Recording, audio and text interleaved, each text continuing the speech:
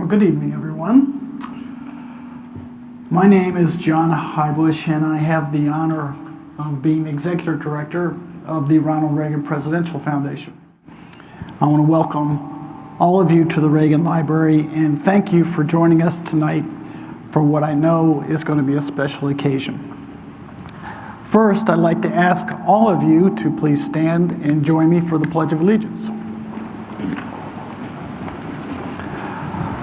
I pledge allegiance to the flag of the United States of America and to the republic for which it stands, one nation, under God, indivisible, with liberty and justice for all. Thanks. Please be seated. So tonight, we celebrate the Ronald Reagan Presidential Foundation Scholars Program. The program honors and rewards outstanding and civically engaged student leaders here in Ventura County. Since 2000, we have awarded more than $500,000 to Ventura County students. Now, recipients of tonight's awards, we have come to find, demonstrate the leadership, character, communication skills, academic achievement, and commitment to Ventura County that I know would have made our 40th president quite proud. Ronald Reagan's leadership was, of course, legendary, and in being recognized tonight, you honor his legacy. This year, we received hundreds of eligible applications from 28 high schools, and tonight, we are pleased to recognize you as part of an elite group of 100 semifinalists. As we read through your applications, we found a number of common themes. First, many of you are dedicated people, even in the face of adversity. Second, you often use your own experiences in service to others at your school or in your community. Tonight, we are very privileged to have with us a keynote speaker who epitomizes service, both to our country and to others. His inspiring story, from humble beginnings to tragedy on the battlefield, is chronicled in his book, Full of Heart, My Story of Survival, Strength, and Spirit. Not only is he a true American hero, but he is also a Dancing with the Stars champion. I know you are in for a real treat. Please give a warm welcome to J.R. Martinez.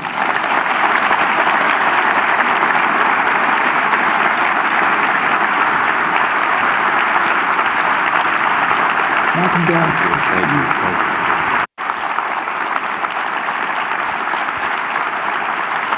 Thank you. Thank you. Thank you, thank you. Good evening. I thought about for a second, John, I thought about jumping on the stage, but then I was like, yeah, it's too many cameras. That's exactly what would happen if I would have jumped on the stage. The dots always seem to connect, right? Timing is everything in life. That's the sound that would have been made if I would have tried to jump on the stage. Or I would have ripped the suit. There would have been a hole somewhere. Speaking of ripping the suit, I'm going to go completely off what I thought I was going to say, or what I am going to say, and I'm going to tell a quick story. So because John and I were talking about Dancing with the Stars when we had some time right before we came out, and when I was on before I went on Dancing with the Stars, I was in really good shape, and then of course going on the show, I got into even better shape. But afterwards, I became so busy, and I couldn't work out as much, and you know how it is. It's hard to lose it and easy to gain it. And all of a sudden, I was asked to go to the White House Correspondents' Dinner. And this was a big thing. I was like, oh my gosh, we're going to the White House Correspondents' Dinner. It's going to be amazing. And I was like, what do I have to wear? And they're like, oh, your suit, your black suit. And I was like, okay. And I hadn't worn my suit in a couple of months. And so I didn't have time to go get a new suit. So I just squeezed into the one that I had before Dancing with the Stars. So here I am at the White House Correspondents' Center. Now this is a few months after I won, so of course everywhere that I go from this point on, everyone is expecting me to dance. It's dance. It's literally what happens. So we go after the dinner. We go to this after party, and we're standing there, and there's a dance floor, and everyone of course is all eyes on J.R. Martinez. Like, when's he gonna pull it out? What's he gonna do? And I'm just standing off to the side. I'm like, no, stop. I'm not going to do it. I'm not now. Just kind of being a little modest about it.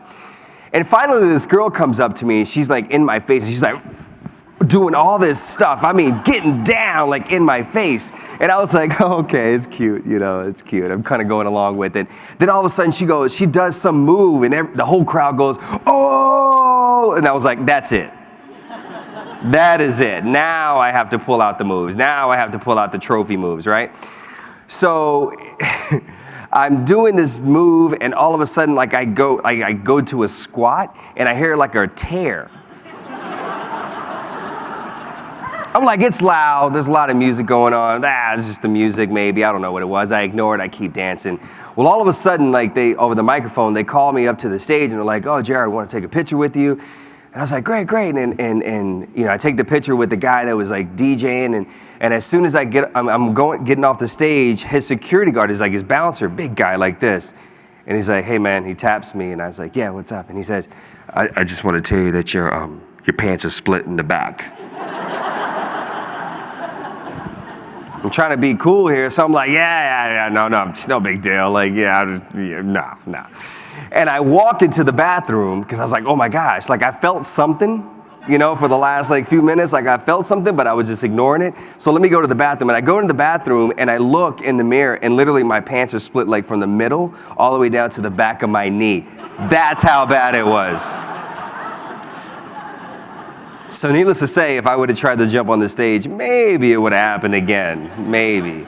So needless to say, the blazer came off, and I went back to the 90s, when I just tied it around my waist, and I sat down the rest of the night, and I waited for my car to take me back to my hotel. But it is a pleasure to be here with all of you this evening. I had the honor, we were trying to figure out the timing, 5-6 years ago or so, to be here and to participate in the Freedom Walk, which was an amazing event, and it was beautiful to see the community come out and participate in such a moving event. We all know that day in 2001 affected all of us in some way, shape, or form. And for me, I was no different than so many men and women that have served in our military. I was a senior in high school when 9/11 happened. And like so many other people around the world, I looked at everybody in the classroom, including my teachers, looking for answers to the question of what is going on? Why is this happening? And of course, nobody had the answers. Well, I graduated from high school in 2002, a year after 9/11 happened, and in the midst of me trying to figure out exactly what I was going to do with my life, because I envisioned the way I remember in high school growing up, the teachers, they ask you to take a sheet of paper and to write out your plan, your dreams, your goals, and the way that you envision them happening. And a lot of you, whether you're inspired by someone you know personally, and that's the career path you want to pursue, or maybe you've seen something on television, you have a tendency to write it out the same way that you've seen it happen for other people. So I remember my silly dream was I wanted to be a professional football player one day. So silly. I wish somebody would have sat me down and really had a conversation with me, because that was not reality. It was never going to be reality. But it was a dream that I had. As foolish as it may have seemed, it was a dream that I had. And I worked towards that dream throughout my years. Well, unfortunately, I was not going to be able to play sports at the college level because academically, in high school, I didn't focus. I didn't understand the importance of it. Big mistake on my end. So now I'm looking after graduation. I'm like, well, if I can't go to college and play football because that's the way I envisioned it, that's the way I wrote it down on this sheet of paper, then I'm not going to college, which I'm sure a lot of parents, if your child said that to you, just like my mother was trying to talk me out of that mindset and present different opportunities, different options for me, yet I didn't want to hear that because I was too stubborn and kind of stuck in my ways. Well, I think to myself, the military is an amazing opportunity for me. I'm not here recruiting. Me personally, that's what I felt. It's a great opportunity for me. It's going to give me an opportunity to serve, give back to this country that has given so much to me and my family. It's going to give me an opportunity to go to college. I'll be able to get money for college. I was be able to travel. I'll be able to grow up, learn about life. And my plan was, because my mom was kind of against the idea of me joining the military, because my mother being from Central America in the early 80s, there was a war that was happening there, so she experienced this firsthand. At the same time, when I was 3 years old, one of my sisters passed away from an illness that she was born with. The fact that we already had troops in Afghanistan and there were rumors of troops going over to Iraq, my mother understood that there was a possibility that if I joined, that I would go off to war and she would lose another child, her only son. She was against it. But I'm sure, like a lot of you, we're good at talking our parents into doing things and to convincing them to support us and believe in us and believe that we kind of have a general idea of what we want to do and where we want to go. So I joined the United States Army. And I remember my mother saying to me, but what about football? You had this hole on a sheet of paper. You wrote it out that you go to college and you play football, and then from there you go to the pros, because that's how it happens for everybody else, right, on television. And I said, Mom, I figured that out too. And I said, this is what my plan is. My plan is I'm going to go to the Army for 3 years, and I'll be in the Army for 3 years. That's it. I'll get out of the Army at 22 years old, and at 22 years old, I'll then go to college. I'll have the money for college. I'll be able to have the credits at that point, and I'll play 3 or 4 years of football, and then I'll go into the NFL at 25 or 26 years old. So better late than never, right? Well, the reason I'm talking about that is because it's easy to take that sheet of paper and write out the way that you envision it in your head, or or following the example of someone else. This is the way it's happened for them, so this is the way it's going to happen for me. It's easy to write it down on that piece of paper. But what happens if it doesn't happen that way? What happens if all of a sudden you hit a roadblock? If all of a sudden now it's like 1 through 5 has been perfectly, it's been lining up and it's happening the way it's supposed to, but then all of a sudden 6, wait a minute, now 8 is in front of 6, what do I do? Well, unfortunately, I've met a lot of people in this world that they just kind of fold. They throw their hands in the air and they say, that's it, it's not going to happen for me, the world's against me. And they give up. You know, and it's funny, and I think I can use this analogy with a lot of you as I talk about, you know, if there's a big dance coming up. There's a big dance coming up, right? And let's say it's a Friday afternoon and you have a goal, and that goal is you want to get to the mall because you want to go buy that shirt, that dress, those shoes, the tie, whatever it is. Your goal is to get right after, as soon as that bell rings, you're getting in your car and with your friends, and this is the mall you're going to go to, and you're set on it. This is where I'm going. And you get in your car and you're driving, you guys are having a great time, but all of a sudden as you're driving down the highway, now there's somebody with an orange flag telling you to slow down. Or maybe they tell you to stop and wait till it's clear, then you can pass through. Or maybe they tell you that you can't go through this route and you have to find a new route to take in order to get to where you want to go. I know a lot of you, because you're committed, you want to get to that mall because the big dance is the following day. You're not just going to say, okay, you know what, I'm going to give up and I'm going to go home.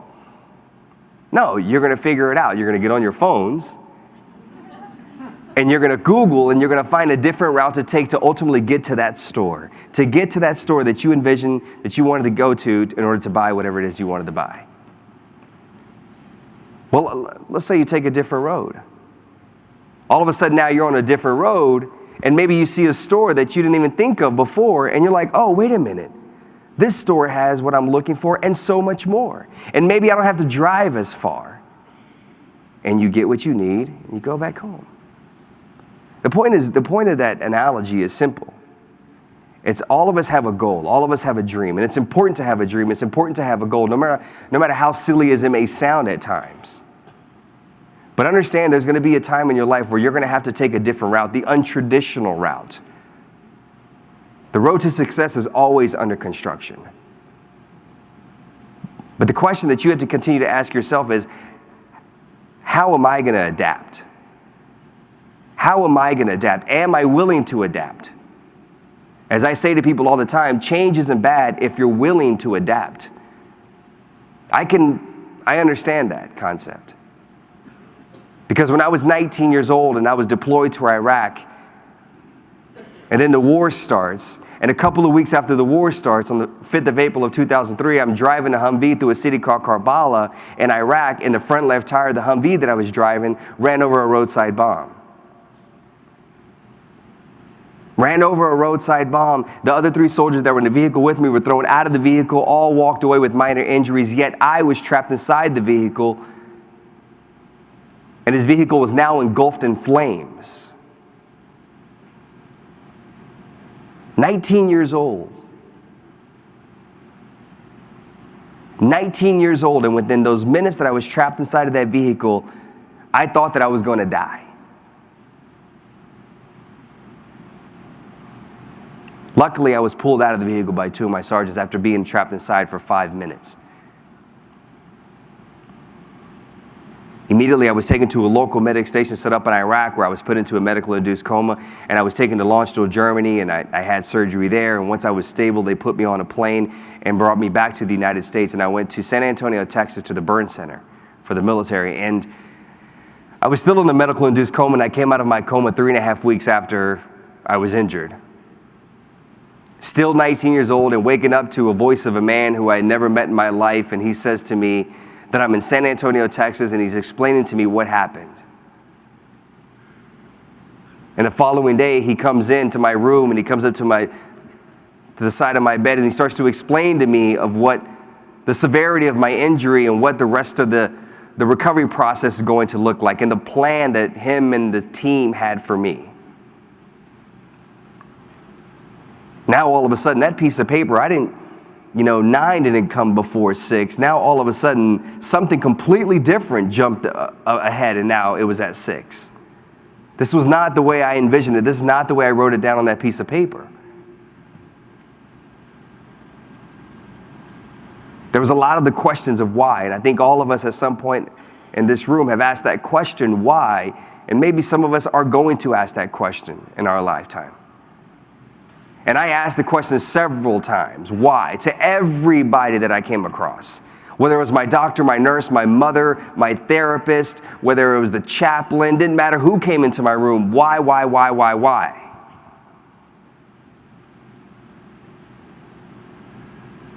And as you can imagine, I was in very dark places. I was in places where I was a victim. I was the victim. The world was against me. I was the only individual this had ever happened to in the history of Earth. And for some reason, society, God chose me to punish me. What did I do to deserve this punishment? That was my approach. It's easy to go to that place. And the truth is, it's easy to stay in that place. Because life is not easy. But I think one of the biggest things that I've learned since my injury 12 years ago is that you have to be willing to not only listen, but you also have to be willing to learn. You have to be willing to constantly grow. And when you do those things, there will be things in your life that'll come across, and there'll be like little birds. They'll just say little things, and all of a sudden you're like, that's what I needed to hear. But don't just hear it. Listen to it. There's a difference between the two, hearing and listening. Hearing is almost maybe what you do to your parents when they're telling you to do something. Or hearing is something that a husband does to his wife. I hear you. I see a lot of eyes rolling right there. She's looking at her mom and her dad over here. She's like, Dad and Mom, you guys only hear each other. You need to start listening to each other. I'm not going to Dr. Phil everybody here in relationship counseling. When I was in my dark place, my mother came into my room and she shared some things in the midst of a deep conversation. And she just said, you have to stay strong. You have to believe. You have to try to stay positive. That's what she shared with me. And you think to yourself, Mom, that's not going to make these scars go away. That's not going to change my life. That's not going to help me live. But I listened to her and I thought to myself, you know what? I'm going to try. I'm going to try to be a little bit more positive every single day. I'm going to try to look at this in a positive way and believe that something good is going to come from this. I'll try. And because I tried every single day, all of a sudden now things became a little bit easier. 6 months after I was injured, I was asked by one of my nurses to visit another patient who was having a difficult time. And I remember before I walked into this patient's room, I thought to myself, at that time I was 20. I'm 20 years old. I have no college education. I have no degree. I have no experience.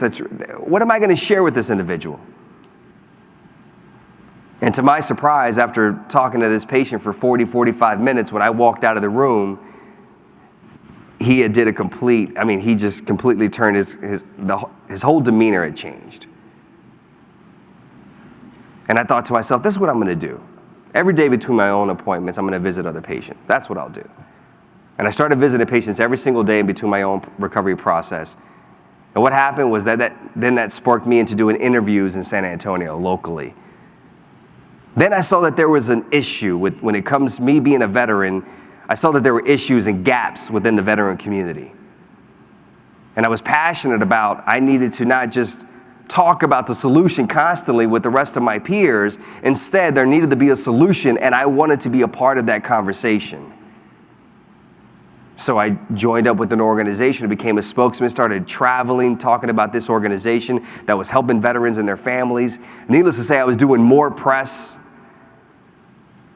And at this point, I was just kind of going through the motions. I know that dream of football was gone. I know the idea of me being in the military and doing 20 years was completely gone. I was going through the motions because the goal was not about, this is ultimately where I want to get to. The goal was simple for me at that point in my life. It was just to get through every single day and get through it in the most positive way that I could. About a year and a half after I was injured, all of a sudden someone calls the hospital and says, we want this guy that we saw on this show to come and speak. And I remember them asking me, will you go and speak? And I said, speak? What kind of speaking? And they said, motivational speaking. I said, I don't want to do that. And they said, why not? I said, because girls don't like motivational speakers. I was 20. Girls don't like motivational speakers. They like actors and athletes, not motivational speakers.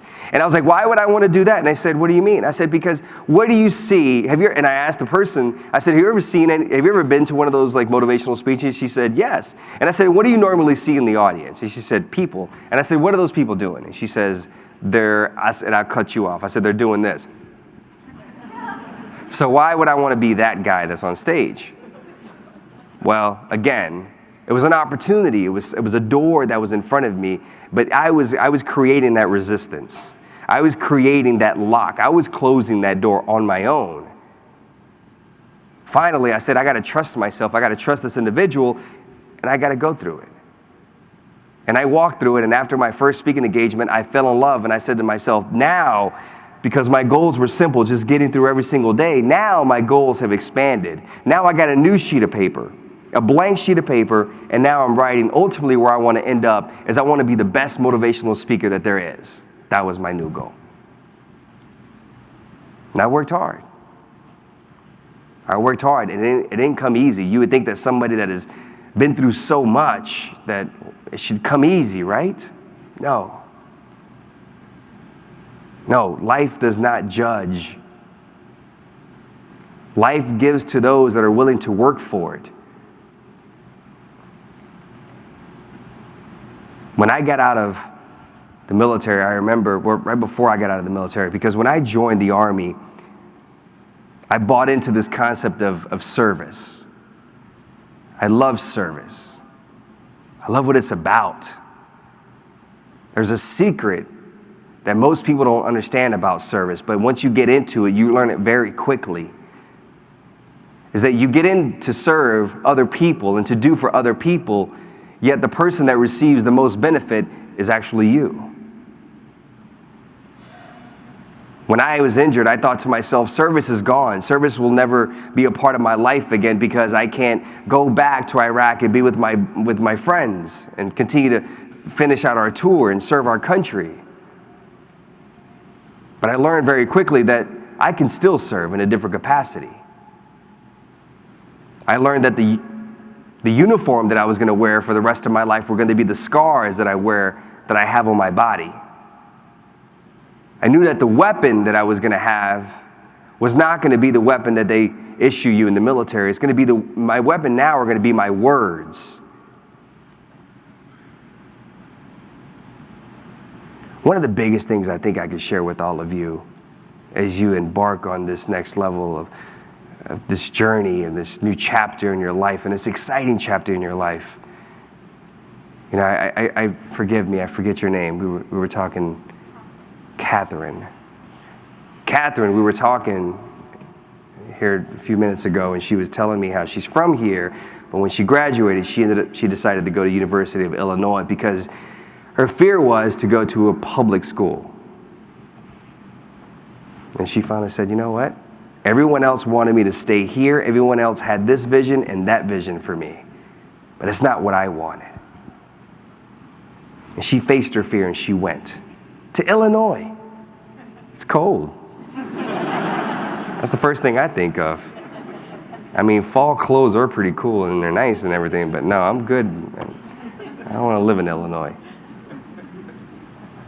It's not going to be easy, guys. No matter what it is you want to do with your life, it's not going to be easy. It's going to be hard. It's going to be difficult. I promise you that. There's going to be a lot of challenges. There's going to be a lot of obstacles. I'm not, just because I say I promise you that, I'm not wishing that upon you. That's just the way life is. It's unpredictable. And you can try to control as much as you can. But in reality, the more you learn how you don't have control over everything in life. And when you really start to grow, when you really start to succeed, is when you're willing to essentially kind of loosen the grip a little bit on trying to control everything in your life and just kind of let it happen the way it's supposed to. Don't be afraid of change. Listen, I get it. We're all human and we have a tendency at times to think starting over is a scary thing. It is for anybody. I went through it. I'm still going through it. I'm 31 years old and I'm going through a lot of change right now, personally and professionally. And it's scary. But at the end of the day, just like Catherine, she gave me a thumbs up, so I'm good. She's so proud of me. Thank you, Catherine. Proud of myself. But just like Catherine, she faced her fears and she said, I know I needed to do this. For whatever the reason is, she had to do that. And it wasn't like anyone else's journey. It wasn't like anyone else's, path. That's fine. We all are supposed to walk our own personal paths and learn our own lessons as long as you're willing to learn, as long as you are learning. It's easy when you're as young as all of you are to think that you don't have a voice or a powerful voice, that you can't influence change. I thought that once upon a time. But I quickly learned that I had a lot to share. I quickly learned that I could influence change. I could be a part of change. That I didn't just have to sit back and take it. And I encourage every single one of you, no matter where you go in your life, to continue to stay motivated and understand that you can be the vehicle that's ultimately going to move towards change. It's up to you. You want to be a part of the solution or you want to be a part of the problem. There's going to be plenty of times in your life you're going to find yourself doing something that wasn't part of your plan, that wasn't on that sheet of paper. But I encourage every single one of you to do it as if that was your dream, no matter what it is. Because you never know how that opportunity is going to lead to another opportunity. It's going to put you on that path that you belong on. I became a motivational speaker. That was something I enjoyed. It was something I thought I was going to do for the rest of my life. That was the only thing I was going to do for the rest of my life. Yet all of a sudden, because I was going 100%, what happened? Now I got an email to audition to become an actor on a show. Never wanted to become an actor, never trained to become an actor, and all of a sudden I audition and they tell me that I got the part. And I remember asking them how long the part was going to be, and they said 3 months, and I was like, 3 months, that's a long time.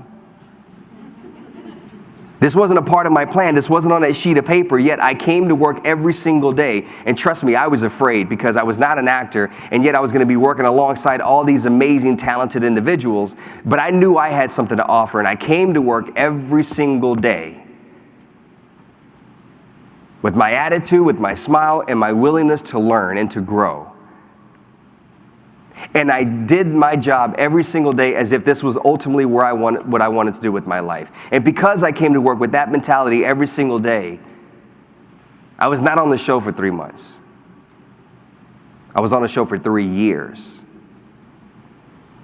I was then looked at as not just a lucky guy that came off the streets. I was now looked at as an actor, which then led to me being asked to be on Dancing with the Stars. Dancing with the Stars, the concept's, it's parallel to life. I mean, it's you talk about how all of a sudden you're paired up with somebody that's a complete stranger, and you have a mission, you have a goal at the end you're trying to accomplish, and that's to be the champions of that particular season, and to have that shiny disco ball. And every single week, you got to find ways to continue to work off of each other's strengths, not your weaknesses. And every single week, even though you're advancing, you have to treat it as if it's your first week. Week 10 is just as important as week 1. No matter what you do in your life, do it with 100% effort. Do it with 100% of the best attitude, because you never know where that opportunity is going to lead. But I guarantee you, if you give anything less than 100%, you will never know where that opportunity is going to lead. Be willing to adapt. Change is scary, but change isn't so bad if you're willing to adapt. Always learn. Never stop learning. And that's from the textbook element, and that's from life. Always continue learning. It is very important. Education is very important. I'm 31 years old, and guess what the conversation is? Despite all of my success, the conversation that I'm now starting to have, I'm going to college. So I'm probably going to be like, where's my roommate? Where are you? No, he's in here somewhere. Where are you? Kevin. Is it Kevin? There he is. There's my roommate. Yeah, we're going to be roommates. No, you think I'm joking. I'm serious. You're going to help me through this process, man. Because even though I've had so much success, I understand education is important. No different than Ronald Reagan talked about education, how important it was. Never stop learning. Never stop growing. Always adapt. And bring your best no matter what it is that you're doing in your life. Always bring your best. It was a pleasure to be here with all of you. Congratulations. I wish all of you the best. Thank you.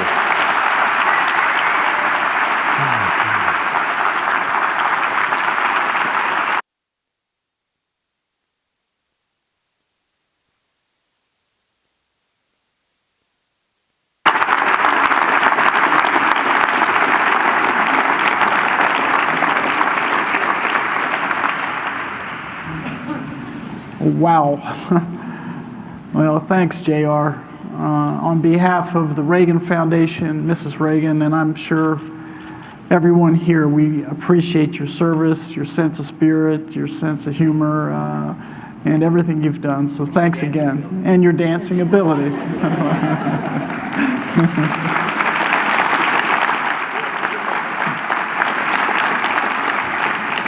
I know you're going back to school, and I know it won't be in Illinois. So, to continue our program, I am pleased to introduce an alumnus of the Reagan administration, who was also President Reagan's chief of staff during the last 10 years of his life. Today, she serves as the chief administrative officer at the Reagan Foundation. Ladies and gentlemen, please join me in welcoming a lovely lady, Joanne Drake.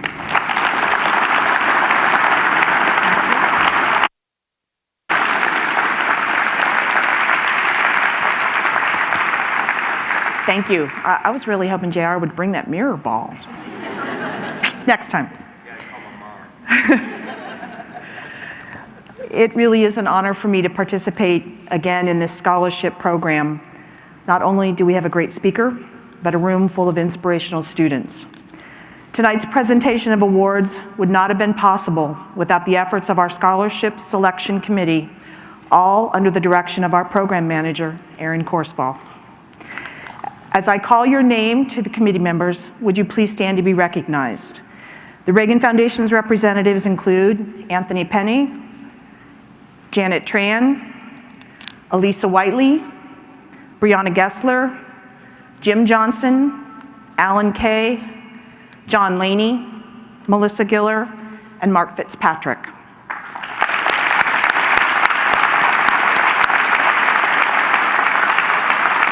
In addition, we are very honored this evening to have the following community representatives who have served on our selection committee with us: Cheryl Caudry and Jake Jacobs.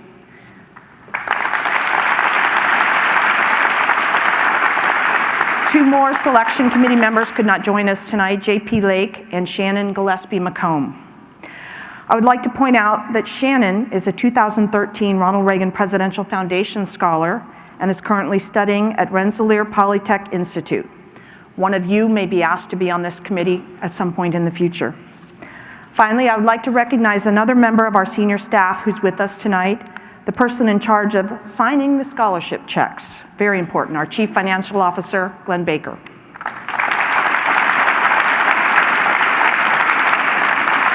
As we celebrate the history and legacy of President Reagan through this scholarship program, I know that if he were here tonight, he would focus on 2 points.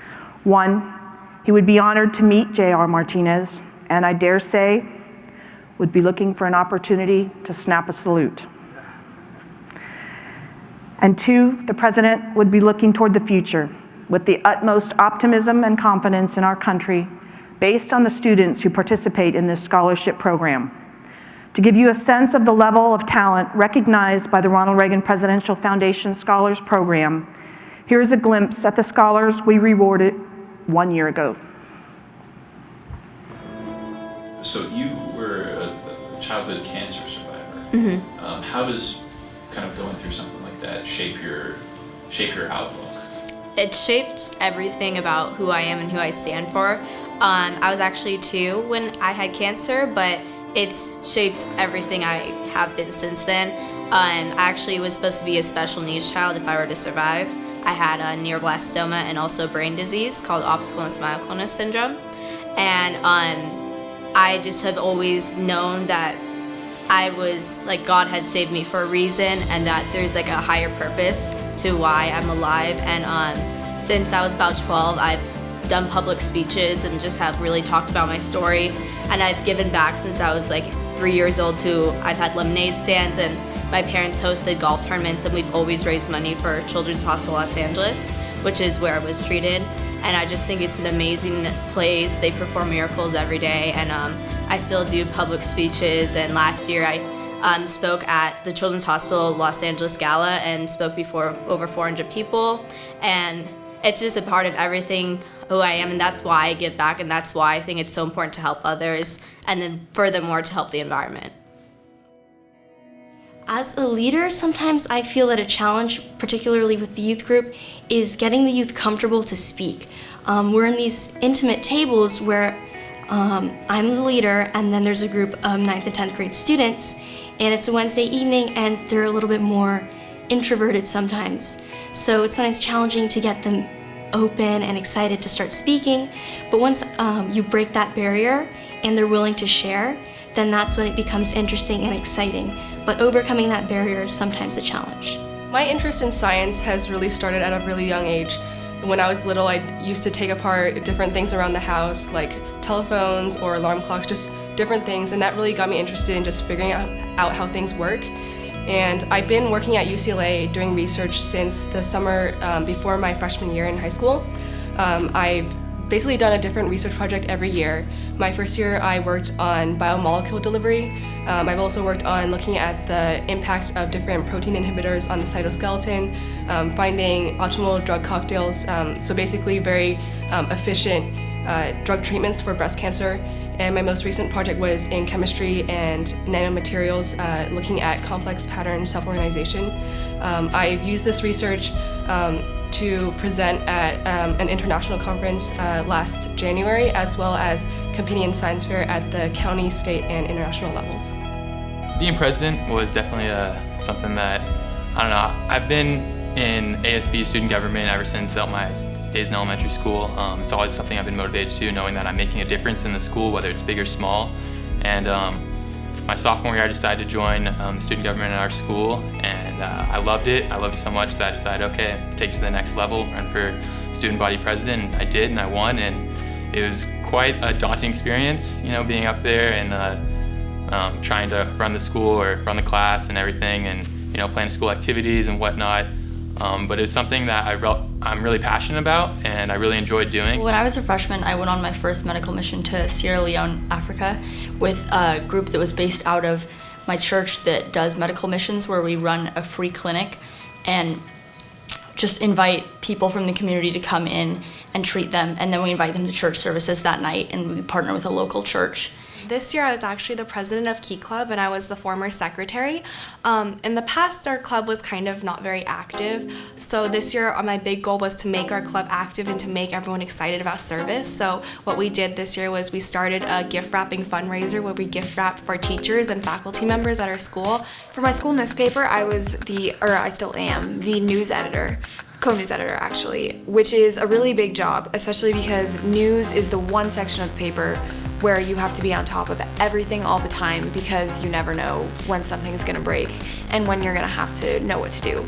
So there's definitely an aspect of communication, not only with the public, being a journalist, but also within your team or your staff. Character to me is being a person of integrity, and that means behind the scenes when nobody's looking, but also when people are looking, and just being an example through your work and your preparation and through encouraging others. A lot of the public speaking I've done has been for Straight Up Ventura County, which is a youth prevention advocacy organization.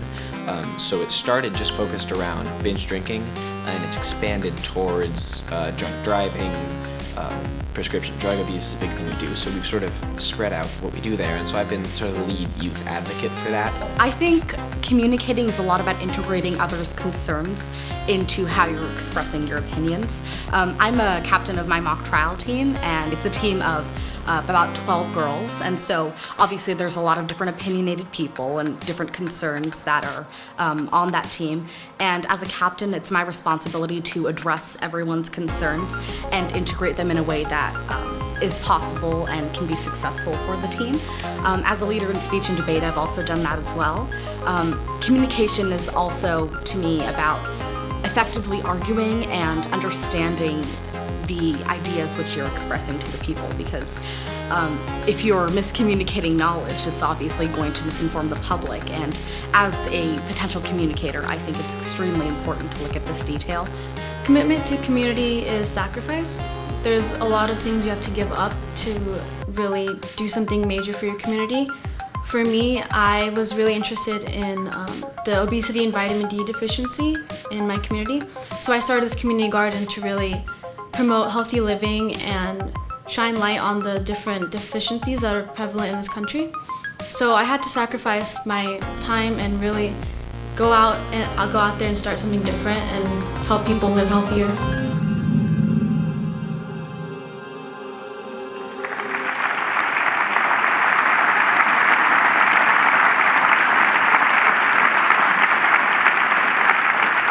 We are pleased this evening to have two of these extraordinary 2014 scholars with us tonight. Catherine Shee, JR's new friend, who attends the University of Illinois in the cold country, and Matthew Goodkin Gold, who attends Harvard University.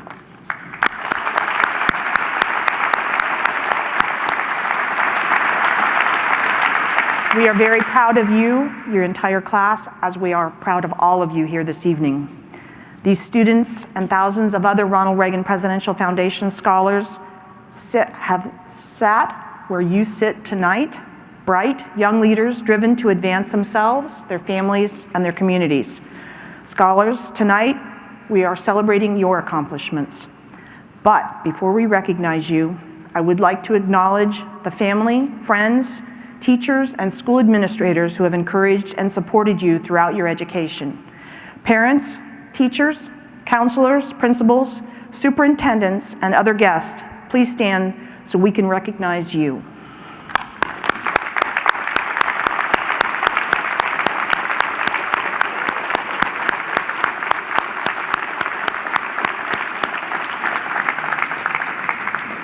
Your efforts to make this day a reality for our scholars cannot be underestimated. To keep things interesting this year, we offered an incentive to the school that boasted the greatest percentage increase in applicants this year over last year.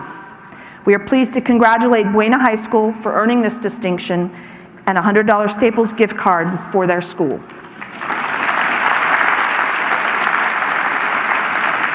And now, it is my pleasure to introduce to you our 2015 Ronald Reagan Presidential Foundation Scholars Program semifinalists. I will read the names of our semifinalists alphabetically by school. This is like graduation practice, everybody.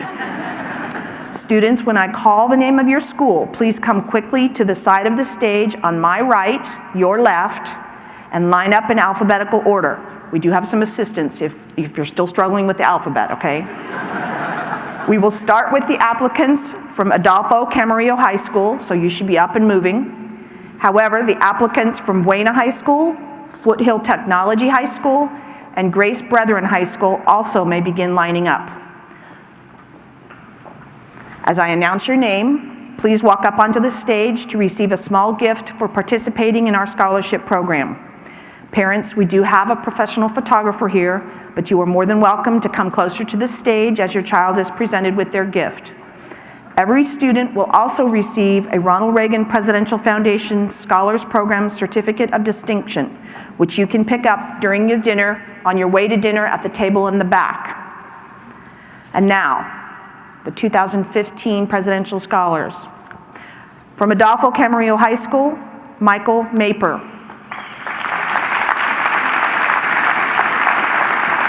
Haley Nagel.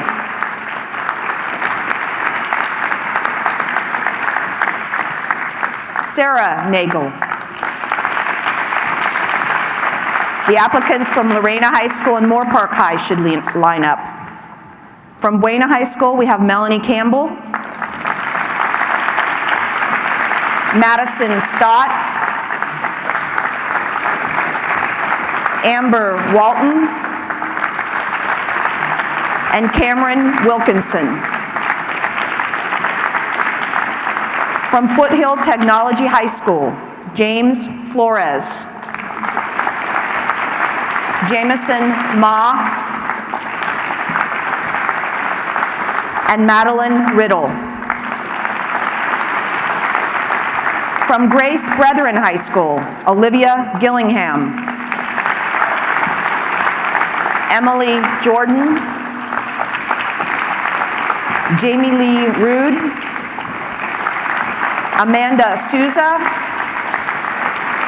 and Alexandria Subert. Well, the applicants from Newberry Park High School, Nordhoff High School, Oak Park High School, Oaks Christian High School, and Oxnard High School, please line up. From Lorena High School, we have Caitlin Arocho, Rachel Castillo, Emmeline Chisholm, Elena Church, Olivia Frazier, Megan Larrett, Devin Montgomery, Alicia Sadowski, Krista Thomas, and Ariana Wood. From Moore Park High School, Nicholas Clark, Catherine Cohen, Elizabeth Duty, Paul Gillis Smith, Arvin Gunamakala, Megan Gratke, Kaylee Kriskoviak, Nathan Lee, Jillian Matthews, Dylan Medlock, Olivia Orden, Lauren Rezak, Spencer Siegel, Riley Schaefer, Hannah Sonstegard, Daniel Toomey, Caitlin Valdivia. Will the applicants from Rio Mesa High School, Royal High School, Santa Susana High School, Simi Valley High School, the Thatcher School, and Thousand Oaks High School please line up? And now from Newbury Park High School, Janie Avendano, Courtney Brousseau, Brett Coker, Preston Hill, Henry Horita, Margot Jones, Kieran Lynch, Grace O'Toole, and Andy Wong. From Nordhoff High School, Kelsey Thomas. From Oak Park High School, Ranak Bhatia. Divika Chandramohan, Juliana Fergala, Tushar Joyce, and Justin Liu. From Oaks Christian High School, Nick Shore. From Oxnard High School, Christian Harvat. Ventura High School, Villanova Prep, and Westlake High School students should line up. From Rio Mesa High School, we have Cynthia Anderson, Miguel Unduraga. From Royal High School, Anupama Gupta and Luke Pachifachi. From Santa Susana High School, Lorraine Adore Dionisio. From Simi Valley High School, Maitreyi Ashok. From Thatcher School, Kevin Griffey. From Thousand Oaks High School, Jessica Andrews, Ali Boyajian, Victoria Devine, Christopher Dilworth, Stephen Fields, Brady Finnegan, Spencer Flynn, Christopher Hatch, Joel Hurley, Sarah Lamb, Tia Liu, Paris Navarro, Sophie Ormond, Andrew Sattler, Kendall Snow, Catherine Stimson, Kyle Van Lanningham, Teresa Wager-Thompson, and Kai Yoshinaga. From Ventura High School, Abraham Goldstein, Imani Kelly, Janae Matthews, Hayden Mortensen, Austin Rogers, and Kelsey Sherman. From Villanova Preparatory School, Madeline Brock and Amy Duncan. And from Westlake High School, Leah Chavez, Justine Eller, Zach Garelick, Fariha Hamid, and Ryan Kurohara.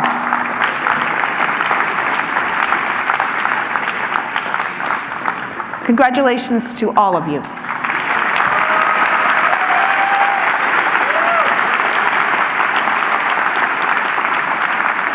Among these semifinalists, tonight we are very privileged to award 13 of you with scholarships totaling $50,000 to help pursue your college educations.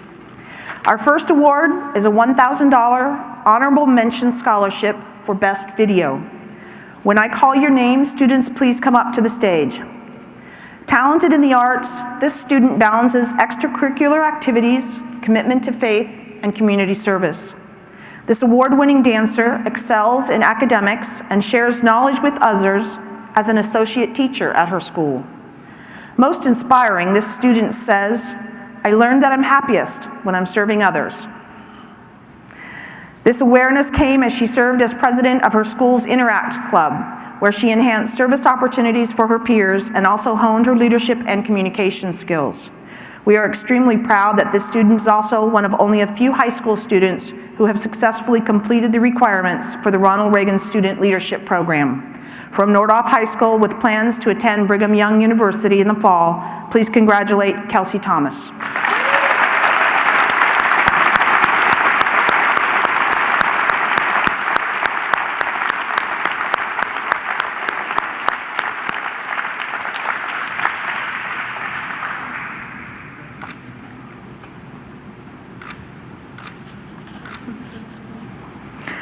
Our next awards are for a $2,000 Ronald Reagan Presidential Foundation Scholarship.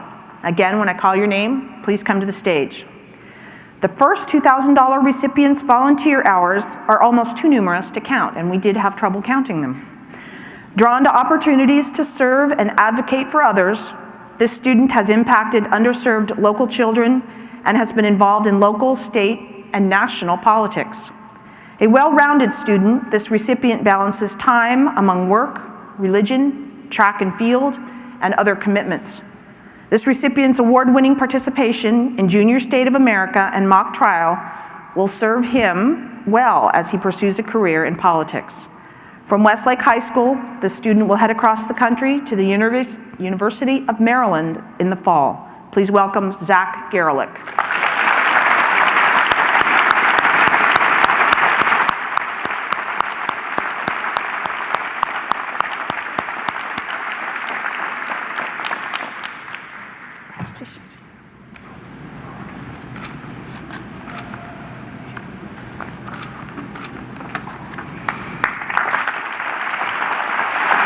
Our next recipient of a $2,000 scholarship is academically and musically gifted. In fact, one of this student's peers doubted that there was anything that this recipient could not do, and I agree. A leader by example, this student is a peer counselor, tutor, and National Honor Society president. You're all wondering. This homecoming king and drumline captain has become a celebrated volunteer at a local free clinic, igniting his passion for medicine and inspiring a future career. Also heading to the East Coast this fall, specifically Georgetown University, please congratulate Newbury Park's Henry Horita.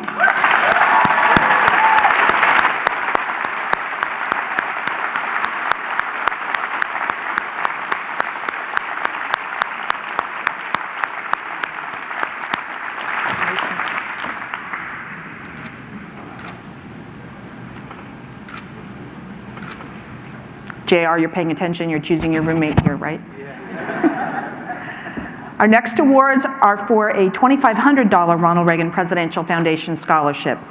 And our first recipient does not shy away from academic challenges. Despite seeking out a highly rigorous course load, this student boasts a perfect academic record and helps others as a tutor. Student government, music, and religion also play a significant role in this candidate's schedule, as well as serving as president of the Math Club, American Red Cross Club, Student Scholarship Foundation, and Muslim Student Association. She is one of only a handful of students who has been awarded a certificate of completion for the Ronald Reagan Student Leadership Program. From Westlake High School and traveling down the road to UCLA next year, please welcome Fariha Hamid.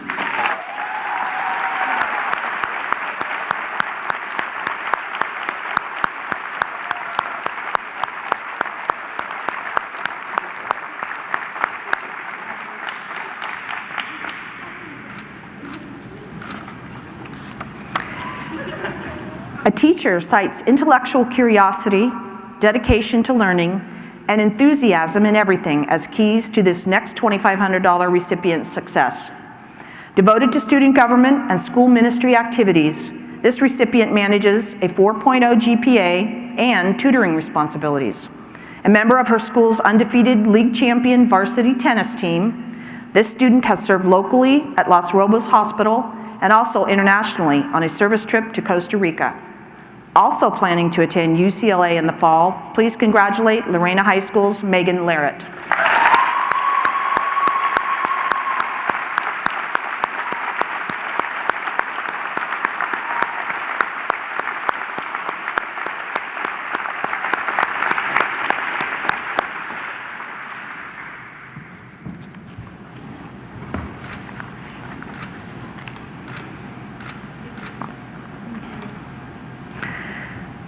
Service is weaved into nearly every aspect of this next $2,500 award recipient's well-rounded life. Viewing leadership roles as opportunities to both teach and innovate, this student takes on ambitious projects. By building consensus and motivating teams, this candidate has undoubtedly made a significant contribution through those efforts. Captain of the varsity golf team, piano soloist, and business lead for the robotics team, this award-winning Eagle Scout will graduate from Foothill Technology High School and attend the University of California at Berkeley. Please welcome Jamison Ma.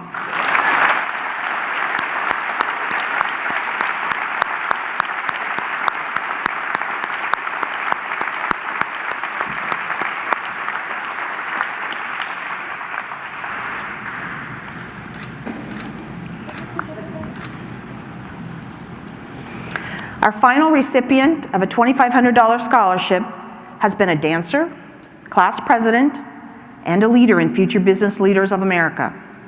The community has already benefited from this candidate's leadership and resourcefulness as she founded a peer tutoring program in partnership with the local library.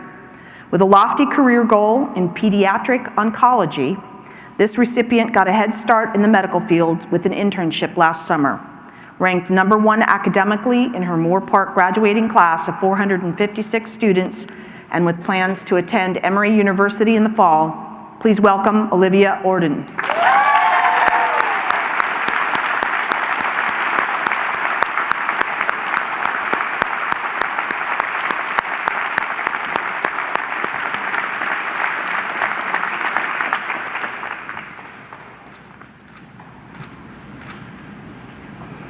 Our next awards are for a $5,000 Ronald Reagan Presidential Foundation Scholarship. And our first recipient pairs a perfect academic record with grassroots advocacy, leadership, and volunteerism. This student's skills extend from the newspaper editorial page to the courtroom and beyond. Dedicating countless hours to community service, words like president, leader, and founder fill this candidate's resume. Most notably, this recipient saw an injustice within the community and acted, inspiring peer support and using the media to convey a position. From Newberry Park High School, this chair of the Thousand Oaks Youth Commission will attend the University of California, Berkeley in the fall. Congratulations, Courtney Brousseau.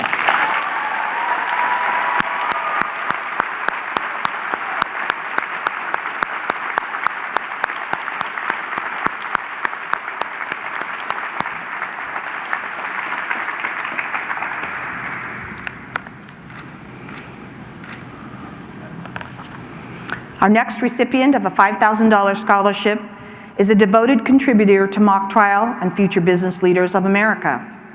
Like other recipients, this student has dedicated numerous hours of service to the Westminster Free Clinic, preparing for a future career in medicine. Additionally, this candidate serves as a volunteer president for a local program that provides hands-on learning experiences in science, technology, engineering, and mathematics. Honoring her heritage through service, music, and dance, this Oak Park High School student will attend the University of California in Los Angeles in the fall. Please welcome Divika Chandramohan.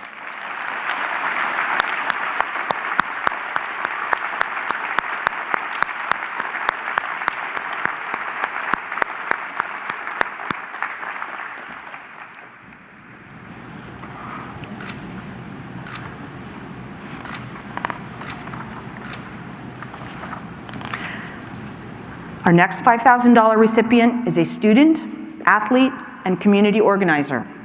A teacher describes him, as diligent, disciplined, and thorough, qualities that have undoubtedly contributed to her academic and entrepreneurial success.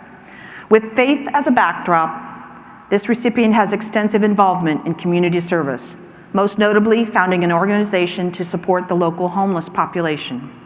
We very proudly count her among our distinguished group of high school students who have successfully completed the requirements for the Ronald Reagan Student Leadership Program. This varsity softball team captain from Grace Brethren High School plans to attend Cal Lutheran University next year. Congratulations, Jamie Lee Rood.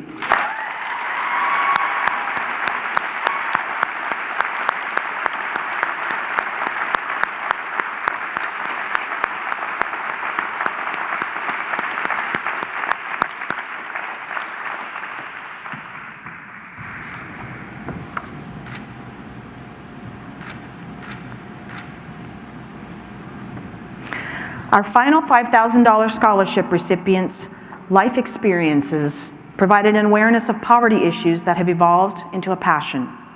This student cultivates a sense of community and spirit among peers and provides thoughtful leadership around serious global issues. A student athlete, this candidate seeks opportunities to reach out to the underserved members of the community. Most notably, this student is the founder and president of Buena's Habitat for Humanity Club, responsible for raising funds, recruiting volunteers, and coordinating builds that put residents into homes. From Buena High School, this recipient will join the UCLA class of 2019 in the fall. Please welcome Madison Stott.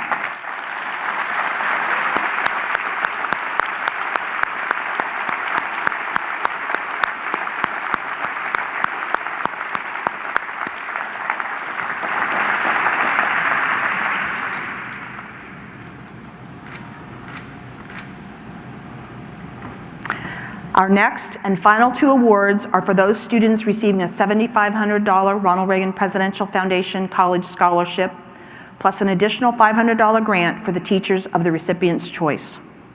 The first recipient has big ambitions for the future and knows that the leadership lessons of today will prove abundantly valuable tomorrow. The student's talents span from athletics to music and science to debate. Oh, and did I mention this candidate also has a perfect academic record? An award-winning contributor to Boise State, this recipient is defined as a natural leader who feels compelled to pass along wisdom and knowledge to others. Headed to Duke University in the fall, please welcome Thousand Oaks High School's track and field and cross-country captain, Spencer Flynn.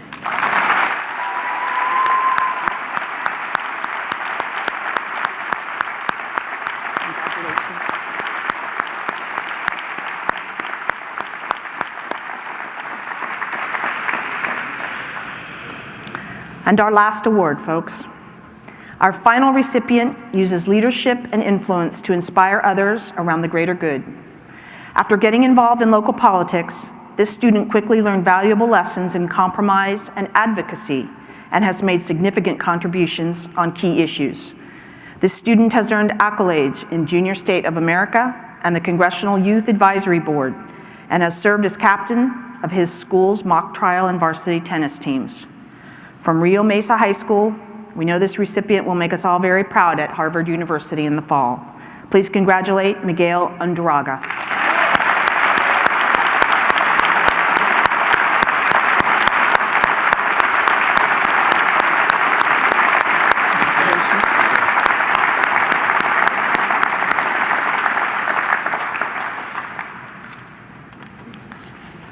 All right, let's give these slackers one more round of applause.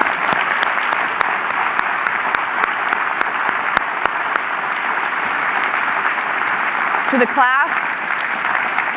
class of 2015, you are now part of an elite group of future leaders. We have high expectations for you, and we salute you. Now, before we open the buffets and allow you to enjoy dinner downstairs, I have a few housekeeping items.